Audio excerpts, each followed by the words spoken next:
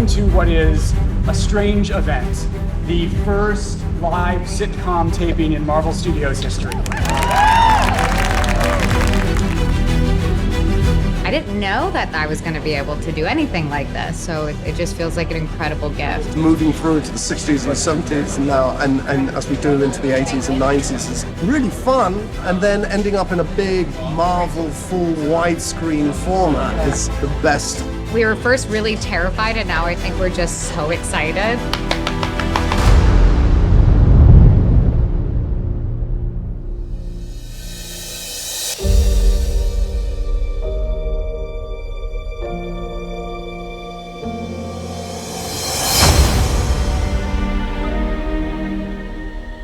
The first time I heard about the concept, I thought it was brilliant. We're putting together so many different genres of television, and we are putting our own spin on it. That is something special, baby. I just think it's gonna be so shocking and confusing and exciting for our fans to dissect what we're doing and why, and for them to try and get steps ahead of us. And that's just very cool, and it's very satisfying. This is for us, so let me handle it. What is outside of Westview? I got a call from Kevin to come see him in his office when I went, oh, I'm getting canned. And I went in, and much to my surprise, they pitched this bonkers idea for a show, and I was immediately in, of course. And the show has only grown more bonkers. You're the new clown? Yeah, at least you're already in makeup. Welcome home, sir.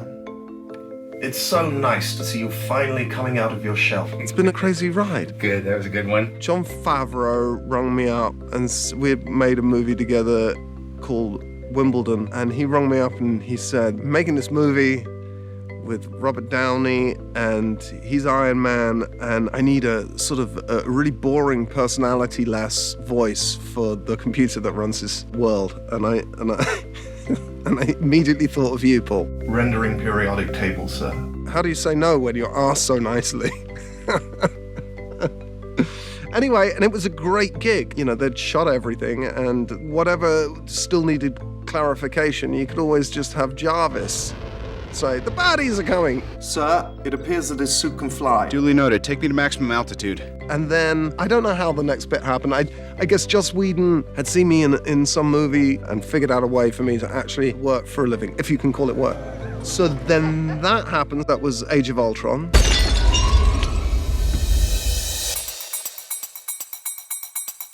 Starting with Ultron, Marvel really was so excited to bring Wanda into the MCU, and was only really like teeing me up for possibilities that we didn't know if we would actually fulfill those possibilities or not. I looked in your head, and I saw annihilation. Look again. So we would kind of place Easter eggs in certain places, whether it's just like a glance too long with Vision, or just we were trying to play around with that in Age of Ultron. I feel like the handoff to different directors have been completely different experiences for this character specifically. I think the Russo brothers were, very honest about, like, I really want this to be something that you, shepherd and that you take full ownership of. And I was like, okay.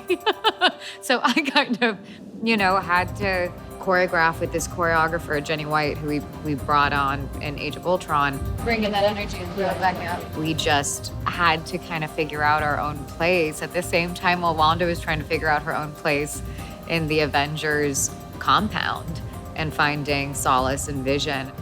Tell me what you feel.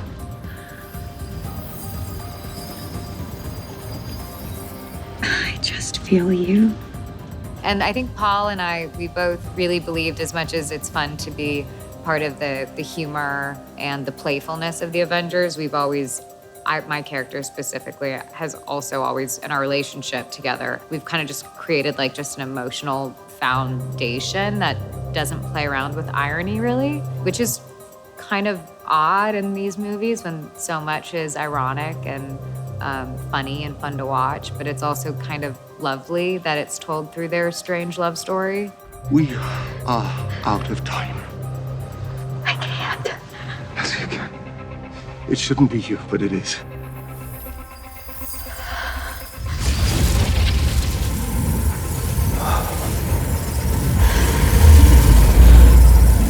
I love you.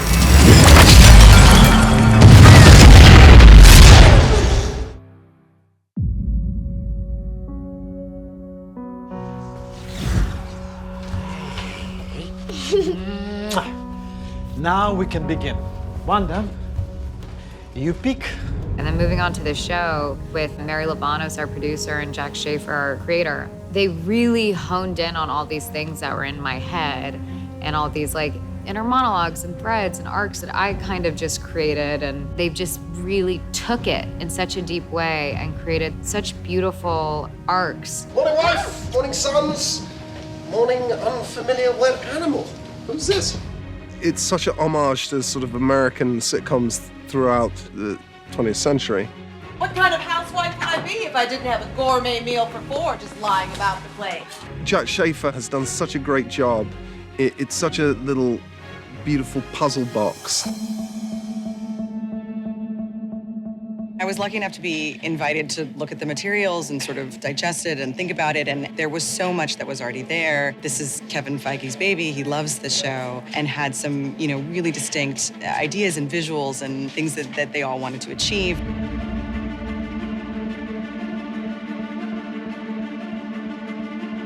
Matt Jackman is just the person to direct a complicated Rubik's Cube of a show like this.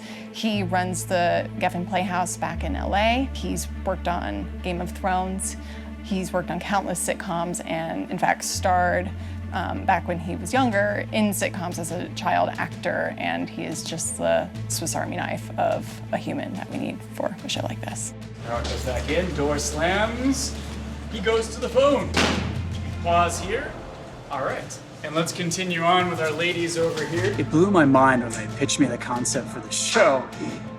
More than just because the idea is outrageously fun and new, but also because it felt like it hit all the parts of my life. I grew up being on shows from the 80s, like Facts of Life and Different Strokes, Growing Pains, etc. But I've also directed a lot of, large-scale spectacle. And so the idea that there existed a project in the Marvel Universe, which I'm also an enormous fan of, and dressed up like superheroes from the Marvel comic books when I was a kid until they told me I had to stop. The idea that I could combine all these things that I've always loved into one crazy project was almost like too hard to believe. It's too good to be true. All right, ready, Janelle? Correct. Yeah. All right, let's do it.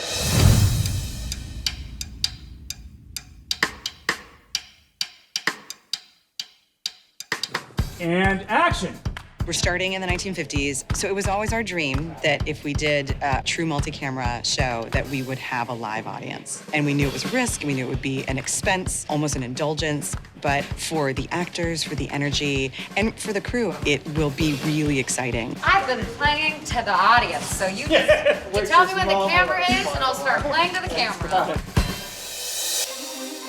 So you're on our sitcom stage for the first episode. Over there is Vision's office where he works, and he works for a guy named Mr. Hart. Mr. Hart and his dear lady wife, Mrs. Hart. That's what I just said. What's wrong with you, son? Have you got a screw loose? Oh, no, sir. Screws all tight, sir. And then over here, right to your right, is the house where Wanda and Vision live. This is their kitchen over here to the right, this beautiful blue kitchen. But when you see it on the actual show, it's going to be in black and white, so you won't actually get to see the color of it. And then over here is their living room. So, what's a single gal like you doing rattling around this big house? Behind you is our live audience seating. We wanted it to feel period.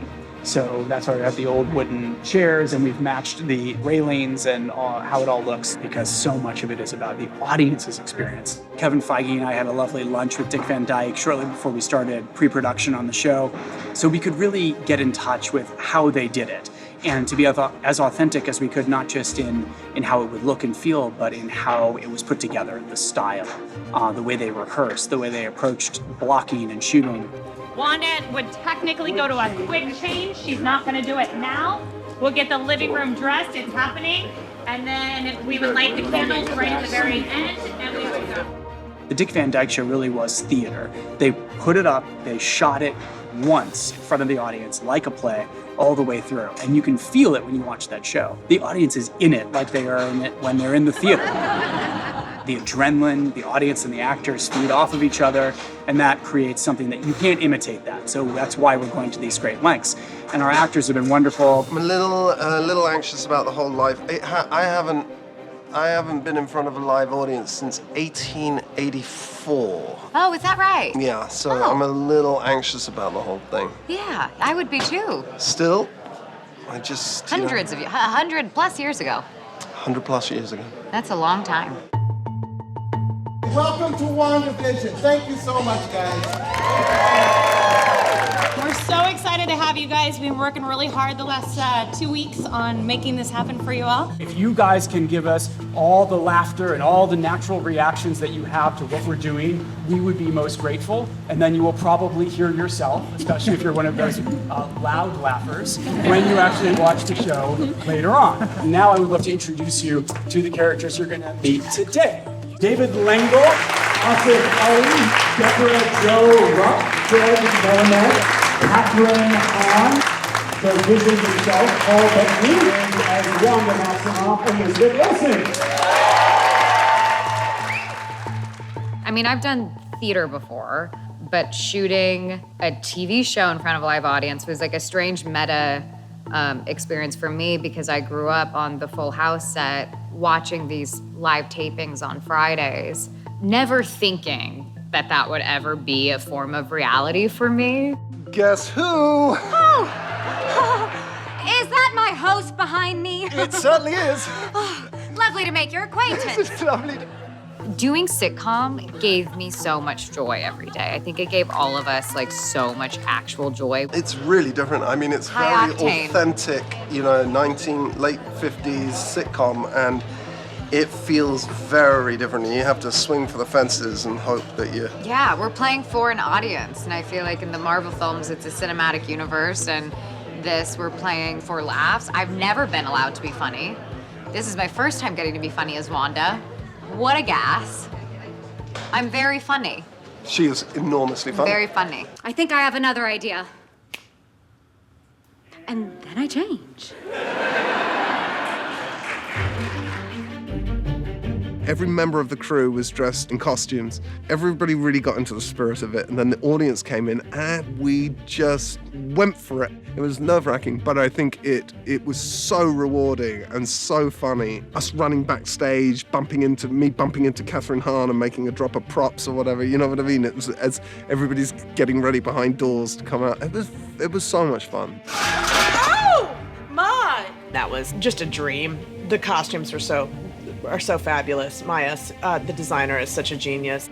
That dress. Yes, the dress. It's so Covian. It's so Covian is what it is. Yes. It is my favorite period for clothes because it shows off a waist if you have a waist. I have a waist. I have no limbs. I'm very short, but I have a waist, so I really like the 50s. So that was great. I kind of like the hair, and I have a magnificent hat. They had a little table with a whole bunch of hats, and I just went, could I have that hat, please? And it was perfect. But the 50s undergarments are not the most comfortable things, you know, but they help with your posture. Yeah, I've got my Spanx on, my lifts in my heels. I've got my Spanx on, I've got my flats on. Ready to go. But I'm ready emotionally. Do you want to talk about your butt? Yeah, I did want to talk about my butt. I'm going to talk about my dress first. It makes me have better posture, and makes me want to walk like this. And I have exactly the same thing, but with my fake butt. Fake butt. Yeah, it makes me stand properly, and it makes me kind of want to do this too. This? Yeah. We knew that when we started this show, the way that we were going to sell it authentically to an audience would be with every level of recreation. So that includes camera lenses, that includes the set decoration, era-accurate lighting. Jess Hall, who's a brilliant DP, looked at old original prints of these television shows, and he was able to try to match how closely as we could possibly get to what it looked like then. You truly are a pioneer. Action! 3, swap. Action! Oh no, too much. We wanted to make sure we approached it with authenticity and not parody. And to that end, we wanted to shoot it the way they shot it, and that means visual effects that would have been done as special effects. And luckily, Dan Sudik, who's our special effects coordinator, when I first had my call with him when I started this, and I laid out this idea, I didn't know if he was going to like the idea, or he's going to be like, what are you talking about? I blow things up. What are you talking about? He actually loved it. He started laughing. He said, you know, I came up under the guys who did Bewitched. They were my mentors. And so I started my career doing things on wires, and I know how to do it, and it's a lot of fun. And so we have him and his team doing really complicated puppeteering gags with wires and rods, and they're spending just as much time on that as they are blowing things up. How can I be of assistance? Well, the chicken is no longer a chicken, and the lobsters just flew the coop, so the steak is the last man standing. I went to theater school. Like, you know, you study screwball comedies, you study film noir style of acting, and you feel so stupid when you're in college. You're like, when am I ever gonna do this? No one makes this anymore. And so getting to use all those tools that you have somewhere in you. Something that I don't really get to do. Now that's romantic. I think the 50s was the hardest for me because it was like a warm-up. Once it clicked, it was a blast. Down in one, down in one, Please down. eat before it gets cold. I think what it did was it made me think I've wasted my life. I should have been on a sitcom all these years. I just loved it. I should have prefaced, I'm a very shallow person, so I really rely on people applauding. Yes!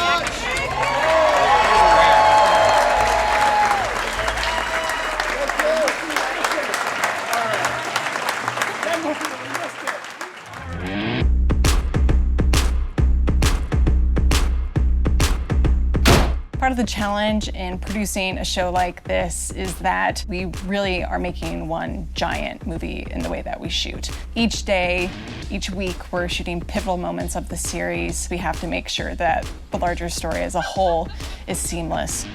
We really created all of these different characters in the town, and we have our core cast. Raspberry or cheese-filled? Oh, neither for me, thank you. I don't eat food. We got the Davids, we have Asaf, we have Emma. What brought you here? How long have you been married? And why don't you have children yet?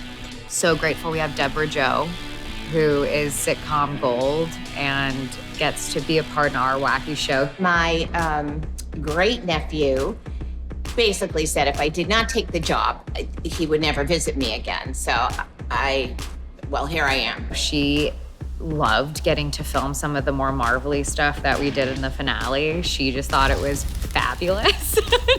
I got to do this thing. Oh my God, I got to do this thing where I don't know what it's called. It's a body scan, okay? And so you stand, I took pictures, it's amazing. But I won't show them to anyone, Marvel. Katherine Hahn. I don't know how I went so long never working with her. I've had the greatest time. You're like a monologue early, Katherine. I was feeling so good. The journey with her consistently throughout the decades and how the nosy neighbor is so prominent. Spoiler alert! She nailed all of the layers that were required of her and then went beyond. Good. One more. One more, still rolling. Ready? This character is like a blooming onion to me. Like the fact that I was able to start on the outside and kind of like move into the center as the episodes go on was like such an actor's dream. Like I keep saying it was like a Tracy Ullman special. Well, I was just on my way to Jazzercise when I heard your brand new bundles of joy were on a sleep strike. And the fact that her true center was this like fantastical, incredible witch was like, who gets to do that? Like I remember when it was pitched to me, and it's so exciting to finally be able to say this out loud to somebody because I have not been able to say it to anybody. But when it was pitched to me, I was like, I could not imagine a part in the Marvel universe that I would have wanted to play more.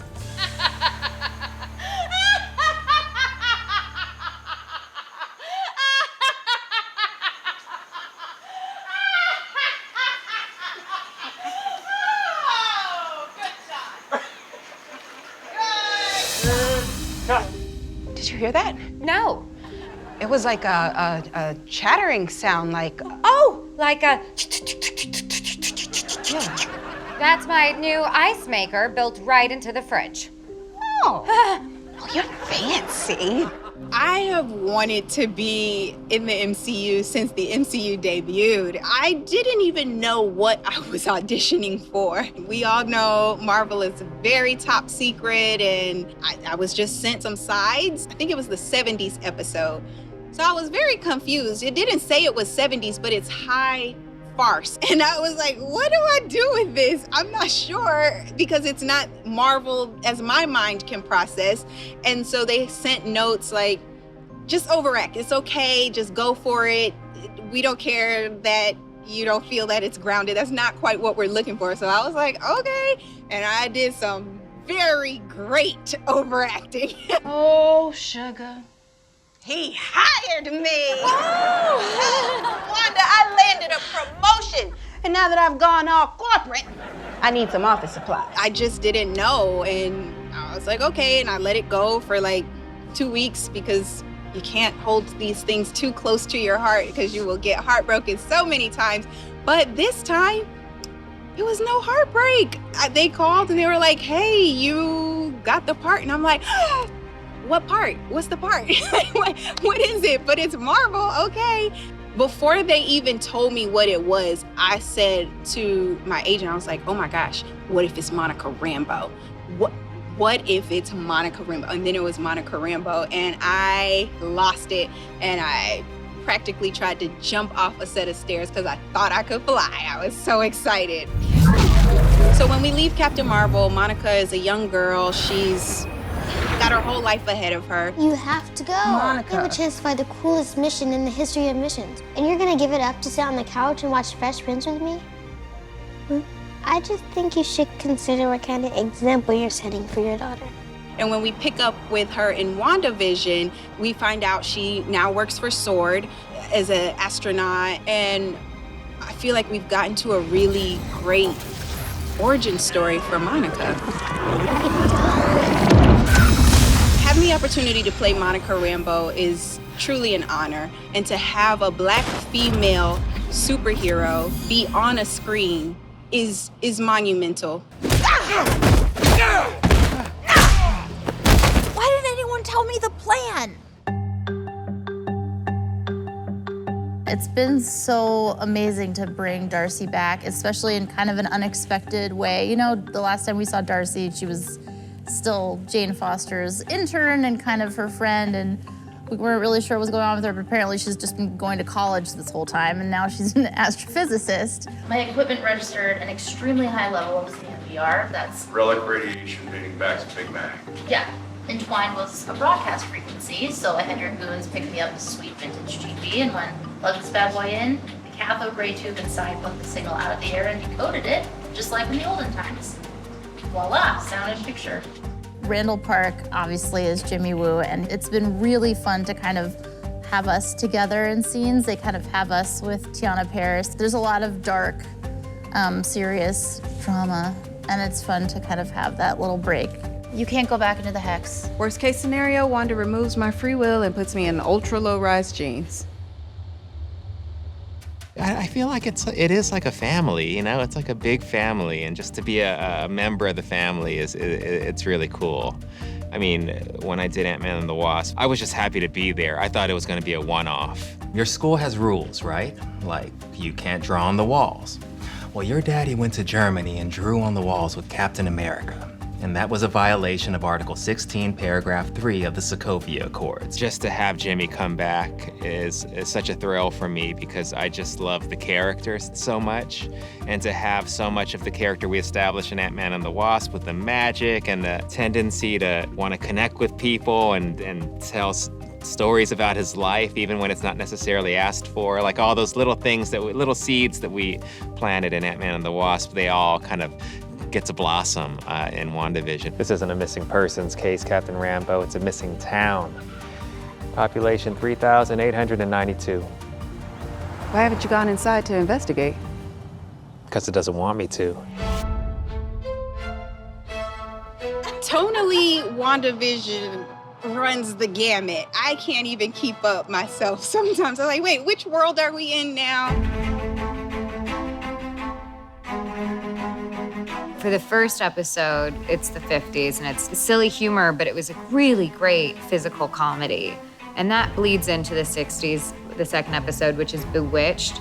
Just mind your P's and Q's and you're gonna do just fine. The tone doesn't change too much. Darling! I think we still allow her to just become more modern of a woman instead of trying to play the housewife. Well, thanks for giving me the strength and the courage. The thing that we love so much in the 50s and in the 60s between the marriages in those shows is that they were like really funny and really honest and like lovely and beautiful and felt in love. Should we put our heads together? Very cute. And then we get into the 70s and it just becomes this like Brady Bunch kind of creepily like not grounded anymore. Strangest thing just happened outside with her. Whoa, Nelly! It's a surprise initially that she got pregnant. We didn't know that that was possible. It's a magical moment because she's sort of suddenly 6 months pregnant. You could lean in as much as possible. She's got a belly in front of me. Her pregnancy's progressing at an alarming speed. You're at about 4 months now. Is that right? I was so excited to have an episode where I went through every single stage of my pregnancy in one day. That was fabulous. It was so perfect and funny. Liz, Yes, dear? I think my water just broke. We were doing this bit where I'm trying to hide that I'm pregnant. And so Monica is over, Tiana's over, and I'm switching all these coats on and off like magically, and I'm in the kitchen and everything's kind of going bonkers in the kitchen. I'm trying to hide my belly from her. And so I keep magically changing all of my coats. So we'd have to freeze, and then someone would come on and like put on my coat, and then I'd have to freeze again, and then I'd have a contraction. And there's a moment where I had to do a double take, and I kept making it like a triple take and a quadruple take. Like I just kept like amping it up each time. And it was the moment when Matt came up to me and he said, okay, let's try and keep it, I think we're doing too much now, and let's try and keep it to a double take. And it was the thing that Matt keeps saying, like, go further, go further. And I think that was when I laughed so hard because he was telling me to stop. Vision ran to get the doctor.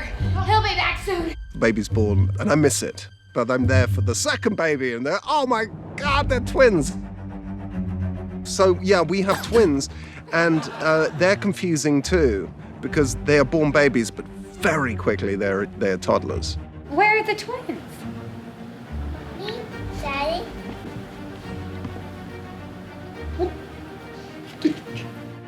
And then very quickly they are, sort of 10 years old.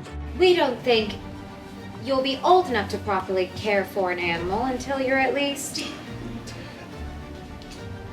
10 years old.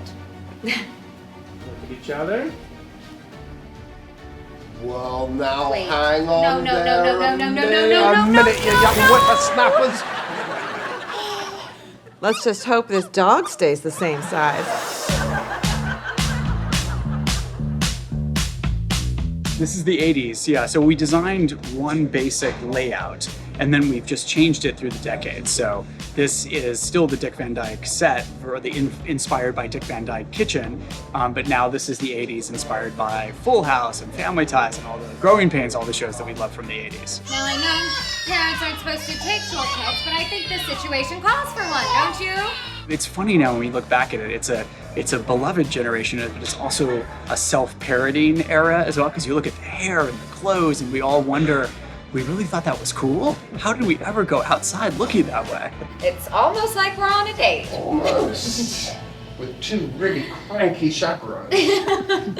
My memories of the 80s as a 90s child is that I still got to wear these beautiful vests and things like this, and had lots of beautiful hats with big flowers on them. I just missed it, but the 80s were a horrible time of style and hair. But I really actually am partial to this wig, I have to say. It's pretty fabulous. Makes me feel like I'm filled with secrets. At the end of the episode in the 80s, to Wanda's surprise, she gets a knock at the door. It was not something that she consciously did. And so she's very confused by it. And the knock on the door is her brother, Pietro. But he looks different because it's Evan Peters. And the character he plays is like Uncle Jesse. Like the cool uncle who's coming in to stir things up. Right on, little dude. Chip off the old Maximum block. You got super speed. I do? Yeah. And that's the trope he uses as part of his relationship to the sitcom land. I can't believe what a bad influence you are. Who beefed in your borscht? I'm just trying to do my part, okay? Come to town unexpectedly, create tension with the brother-in-law, stir up trouble with the Rugrats, and ultimately give you grief. I mean, that's what you wanted, isn't it? What happened to your accent? What happened to yours? I'm thrilled. I'm such a huge fan of the Marvel Universe, so I'm just excited to be here. And it's like, the character is so funny and meta, and an interesting way to do it. Like when Kevin was telling me about it, I was like, oh, that sounds awesome and hilarious and so weird. Long lost bro, get to squeeze his stinking sister to death or what? She recast Pietro? For the 80s, you know, we're doing Family Ties, Growing Pains, Who's the Boss? Who's a popsicle? And yeah, that's my era. So I am very excited for that. And then also we're having our theme songs composed by Bobby and Kristen Anderson Lopez. You wander the world with a vision of what life could be. But then the years come and teach you to just wait and see. Matt's actually a friend of mine from school, from college. He called and just said like, okay, so you know Wanda and Vision from the Avengers. This is a crazy idea. It's like sitcoms and we go from the 50s, we do the 60s, and every single episode is a different style and a different theme song. And we're like, sign us up. so like, you had us at hello, man. That is amazing.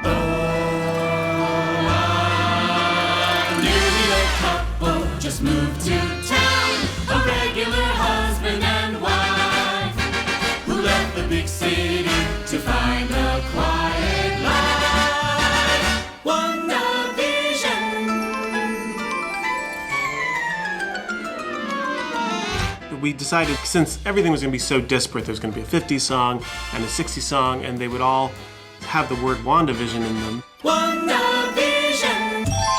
WandaVision. That we decided to make a WandaVision motif that would be able to be used in a different way. And I played them through for Kristen, but the first one was this. And she was like, that's the one. That's it. It could be like the 50s, where it's like... Or, the 60s one, which is...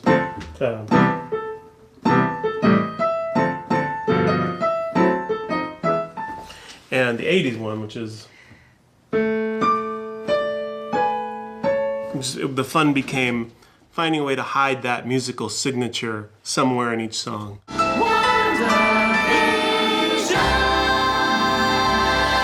You look at the period, you look at the influences of the period, and the instrumentation of the period, and the language of the period. We talked a lot with Matt and Jack about our favorites. The things that we were all drawn to became the things that we tried to emulate the most. We often talk to them before we hit each decade, at least for a half hour. So, we did like the 50s and the 60s on the same call and said, well, we know what the 50s is. 60s, let's talk about it. All agreed that Bewitched in particular was a big thing. But we also looked at like the James Bond movies. We looked at Burt Bacharach. We looked at what was going on in the pop culture of that time, and made sure that we were really referencing sort of that bebop jazz, the cool jazz that was there, and also just that swinging 60s culture of the time. WandaVision, WandaVision,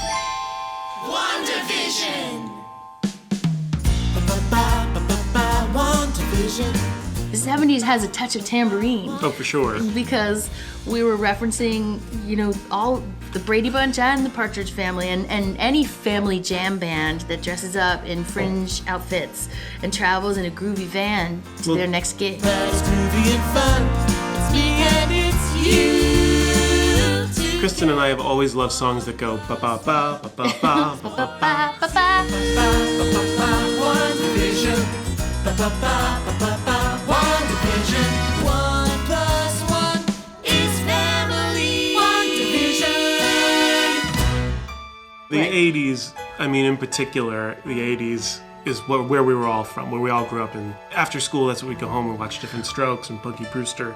And right, I mean, our whole family life was scheduled around Family Ties coming on or Growing Pains. The one that they've done for the 80s is by far my favorite. I sing it all the time. Crossing our fingers, singing a song. We're making it up as we go along.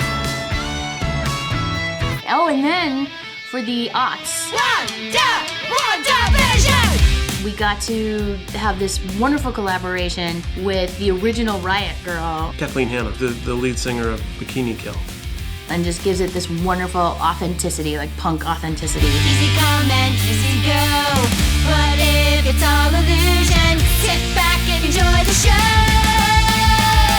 We got to play in a totally different kind of playground with a completely new set of references and show off other things that we could do. And we got to write things that really didn't have to carry a whole lot of story weight, just had to set tone. I think it's a tone unlike anything I've ever seen. It's fun, it's funny, it's nostalgic, and it's creepy.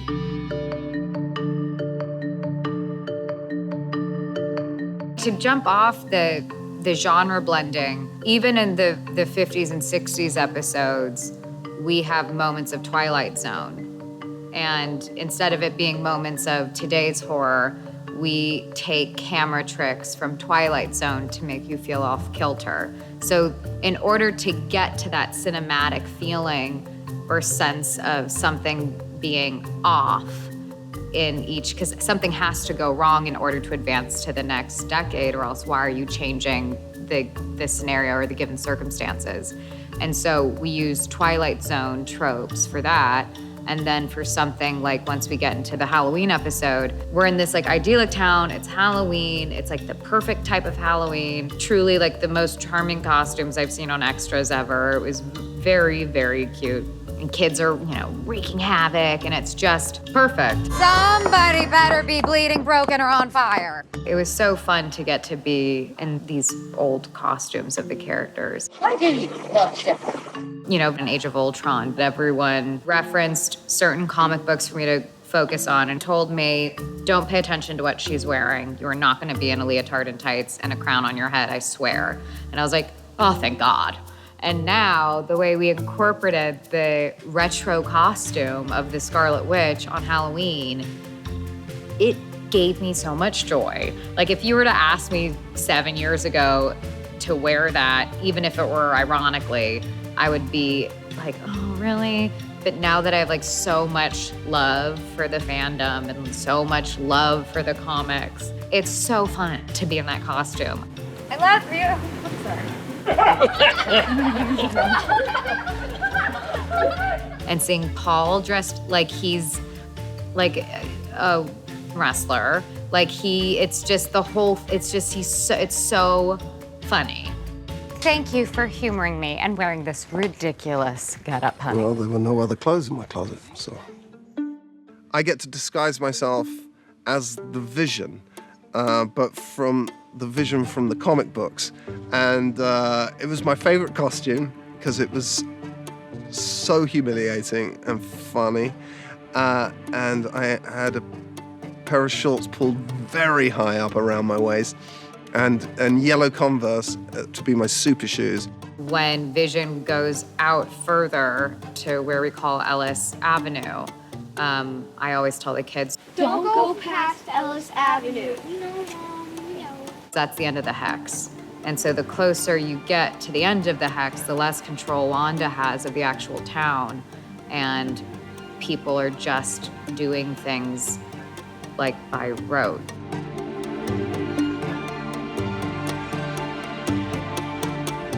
People having these sort of repetitive things, or hanging up Halloween decoration and taking it down and doing it again, and then and sort of characters that you realize are just less well drawn by Wanda. And then he gets further out and he finds children trick-or-treating, but they're just absolutely frozen still. Are those your children? Are you waiting for something?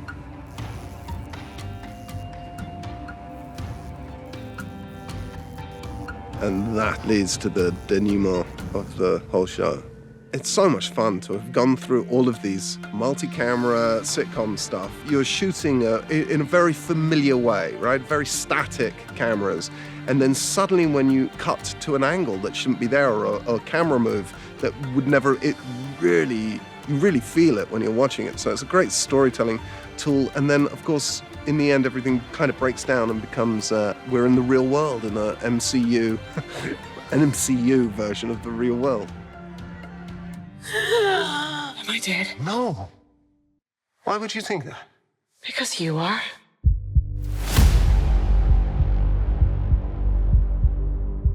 We are standing at the very front of what we call the pop-up base, which is our military base set up by S.W.O.R.D to investigate the anomaly that Wanda has set up here in Westview.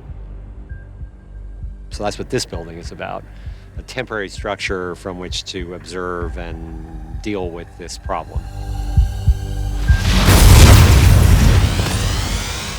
We're in the Marvel world, so in many ways you'd expect we would start with something a bit more stylized and sort of, sci-fi, but we wanted to make it a little more realistic. So we started with ideas of what kind of military response is there to a disaster, for example, if it were like a chemical attack or nuclear attack or something like that. And they actually have these response teams called CBRNs, which go out and deal with chemical, biological, radiological, and nuclear threats. So it was sort of inspired by that. Now, that said, the building behind me is a complete hybrid. Nothing exists like this in the Air Force or in the Army or Marines. So we made up our own version of it to make it a little more Marvel-like. What do we have up? Radar, LiDAR, sonar, infrared. Cycle through. We're inside the pop-up base, monitoring the Hex, which is what Darcy calls the magical Wanda world Westview area. So this is all different kinds of military and space science people, and then there's my little desk back there.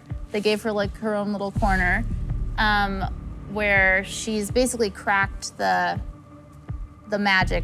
So you're saying the universe created a sitcom starring 2 Avengers? It's a working theory. Darcy discovers that there's basically an old television signal emanating from the Hex, from the anomaly, and she goes and she grabs an old TV with a piece of rabbit ears on it, and she picks up the TV show that Wanda's broadcasting out from the Hex. So what we do is in each period that Wanda iterates within the Hex, we bring in those period TVs. So you see late 50s, 60s, 70s, and so on. Everything might look fake in the TV, but everything in there is real. What's fun is just the contrast. We started in this very sort of light sitcom world, which I had never designed before, so that in itself was fun. But then to dive right into sort of straight ahead MCU style, visual style, acting style, script, and all that just is delightful after all of that in a way, just because, is this all in the same movie? It is, which is what's great. But just the design challenges of having to go from that to this, that's really fun.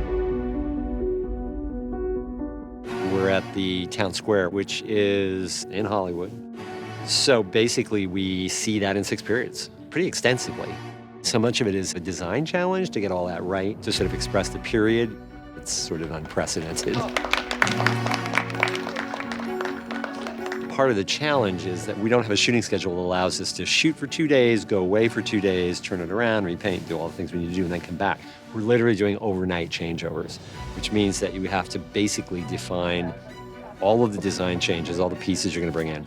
Design them, build them, paint them, pre-fit them probably, so that you know exactly what you're doing. And everything sort of comes in almost like Lego in a certain way. Just all of these parts come in and go up very, very quickly because you've only got maybe 12 hours to complete this turnaround.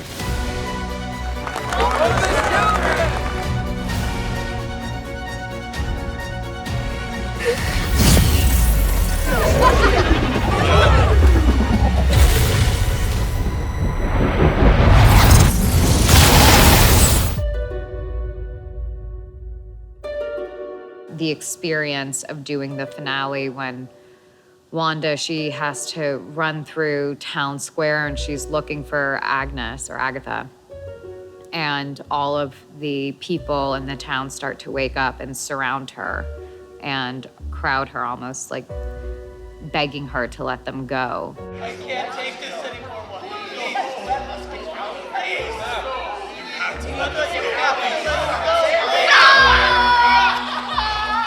It was a very long sequence.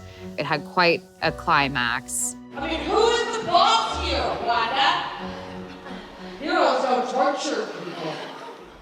Getting to do a wide like that, it feels like a piece of theater. It felt really satisfying to do emotionally, I think. And it just felt epic. Like there's some moments when these movies just feel like so cinematic on the day. And that just felt really grand. Go! Now, all of you!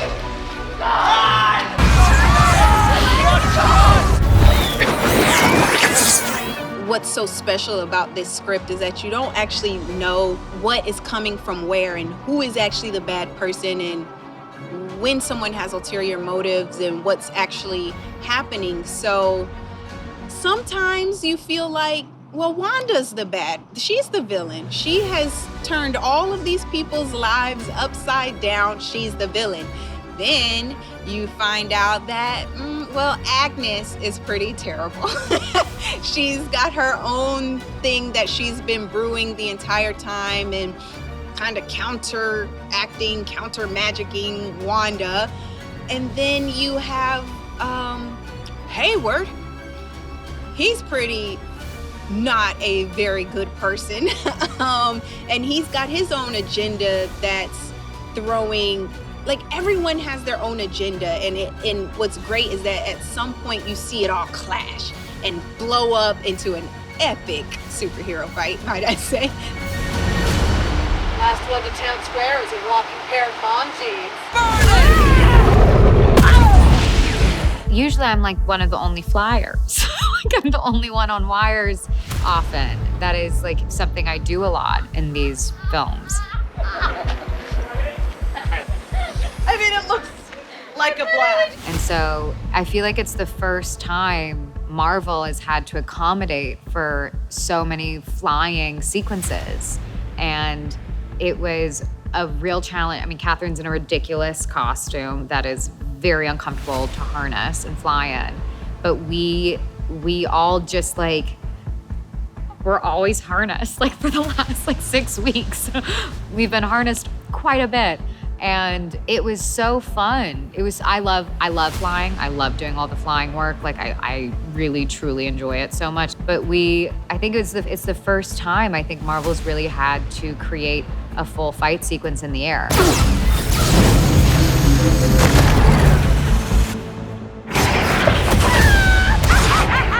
I think my most gratifying was when I finally put on Agatha's hero look and was able to be like raised up in those wires for the first time. You look amazing. You look amazing! And feel those huge fans on me, even though it was like 100-something degrees outside. It was like crazy just to feel all the work of all these people that had gone into collaborating into helping make her. You're supposed to be it. A being capable of spontaneous creation. And here you are, using it to make breakfast for dinner! To play like the good and the bad, to play like the wicked and the playful, and to play a villain that's also funny. It's like, it's the best. There's more. I want it all! When you're on these big films and you get all those pieces moving that are in, the world's control, it feels really special. Thanks for the lesson. But I don't need you to tell me who I am. The features, as you know, set up a very high bar for the look and for the effects to supplement the story, not overwhelm the story. That same mandate for the features was absolutely what they were wanting to achieve for the streaming service. Vision himself, he's a digital prosthetic. Poor Paul, we paint him purple and he has to go through the day like that, but otherwise all the rest of that is a digital effect. Every time Vision's synthezoid, that he's got a CG face. So we would go back to Matt and say, do you know, for this beat, does he really need to be synthezoid? Could he be human? And Matt and Jack would often come back with, well, he's his true self. You know, when he's in his home, we want specific beats to be synthezoid, even though they're visual effect shots, just because it's who he is when he's at home with Wanda. So we let the story determine when we'd use the visual effects. So when we translated Red Vision into black and white, he didn't really look like Vision. We did tests using footage from the previous films as my first week on the job.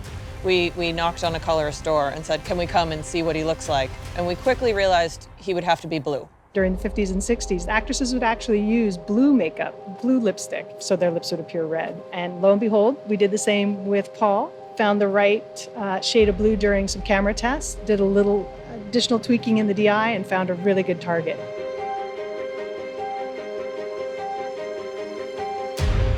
What we got to was a place where we really keep the performance. Paul is Vision. And so what we end up doing is kind of painting out his ears and augmenting and tracking CG onto his body, but that's him.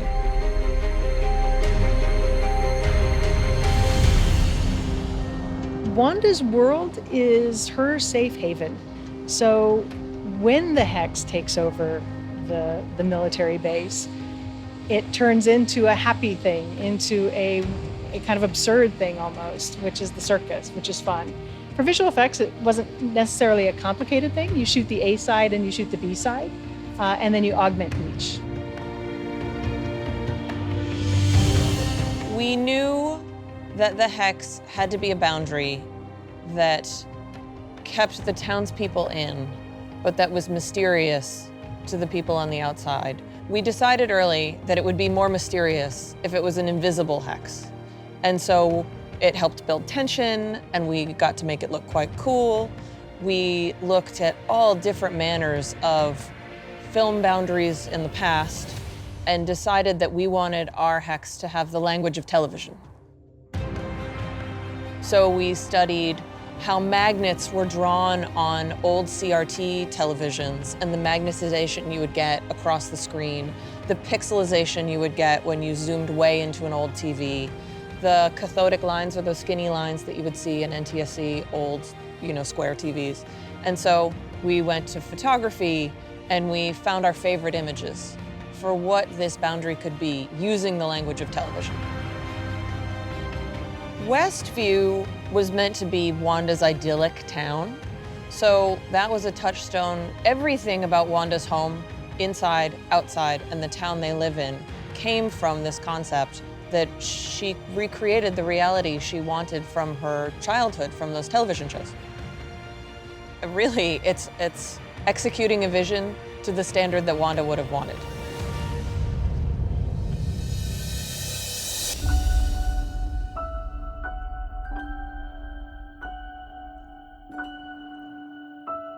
As far as TV goes, I mean, there is an argument that Avengers and, the Marvel MCU is the largest episodic experiment ever, right? Because, I mean, it's like these shows that then have spin-offs that are interconnected and then different until we culminate. Spirits lifted.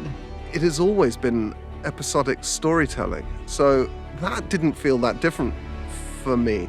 What feels different is the focus on Wanda and Vision, which is really nice after all this time.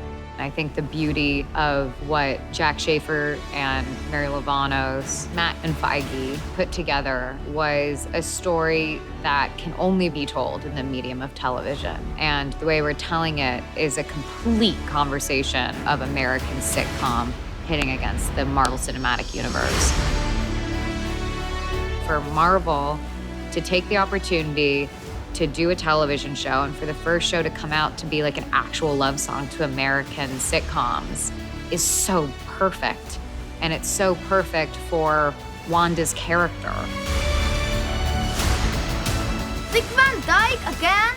Always sitcom, sitcom, sitcom. The thing that I really love so much at the end of the journey is I think it's the first time Wanda has really accepted who she is and actually puts to bed so much pain. And we find her finally having peace and being okay. I'm so excited now that we've cracked open this other part of her so that there hopefully could be more stories to tell. It's been such a gift, and so I've really loved doing this show. That is a wrap on Lizzie. I've never experienced loss because I've never had a loved one to lose. But what is grief, if not love persevering?